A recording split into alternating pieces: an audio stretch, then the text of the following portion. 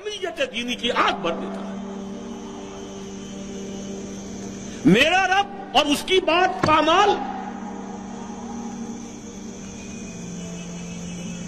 میرا اللہ اور اس کے دین کی دھجیاں بکھیری جا رہی ہوں۔ حضرت ابو بکر نے کیا فرمایا تھا؟ ایبدل الدین وانا حی، میرے ہوتے ہوئے ابھی میں زندہ ہوں اور دین میں کوئی تغیر و تبدل آ جائے گا۔ اگر یہ نہیں ہے تو بے غیرتی، حمیت نام تھا جس کا گئی تیمور کے گھر سے، اور اس بے غیرتی اور بے حمیتی کا عالم جو یہ ہے، جو ہمارے دین میں مقام ہے، اس کو سن لیجئے۔ اوحی اللہ عز وجل الی جبرائیل علیہ الصلوۃ والسلام ان اقلب مدینۃ کذا و کذا باہلھا، اللہ نے وحی کی حضرت جبرائیل کو علیہ الصلوۃ والسلام، فلاں فلاں بستیوں کو الٹ دو، سدوم اور عمورہ کی بستیوں کی طرح عذاب ہلاکت نازل کر دو۔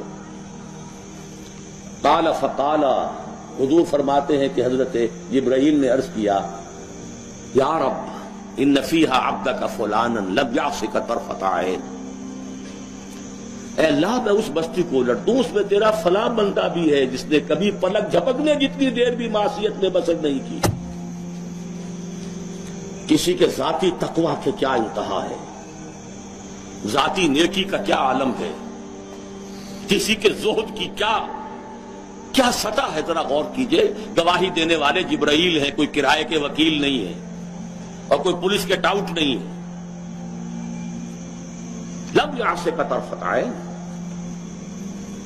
قال فقال، حضور فرماتے ہیں اللہ نے ارشاد فرمایا، اقلبھا علیہ وعلیہم، الٹو اس بستی کو، پہلے اس بدبخت پر پھر دوسروں پر۔ فإن وجهه لم يتمعر في ساعة قط، اس لیے کہ اس کے چہرے کا رنگ کبھی میری غیرت اور حمیت کی وجہ سے متغیر نہیں ہوا۔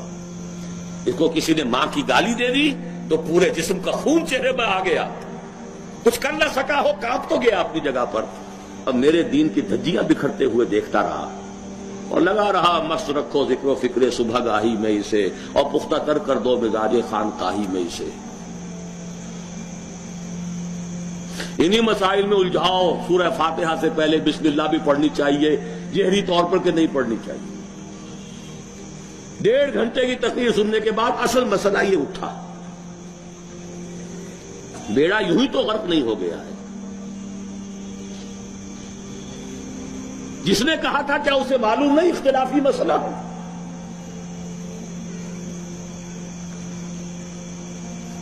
الجھائے رکھو، ہے یہی بہتر الہیات میں الجھا رہے، یہ کتاب اللہ کی تعویلات میں الجھا رہے۔ چوتھی چیز، اگر یہ ایمان باللہ حقیقی پیدا ہو جائے گا تو توکل صرف اللہ پر، اسباب پر نہیں، وسائل پر نہیں۔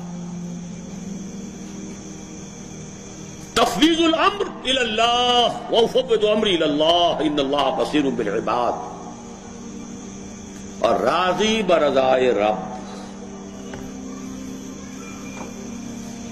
اے اللہ میں نے اپنی جان کھپا دی، ابھی تیری مشیت میں نہیں ہے کوئی نتیجہ نکلنا، میں راضی ہوں۔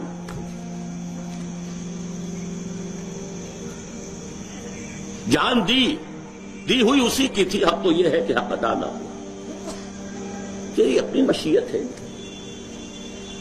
اس کی بے نیازی کا عالم یہ ہے کہ جلیل القدر نبی،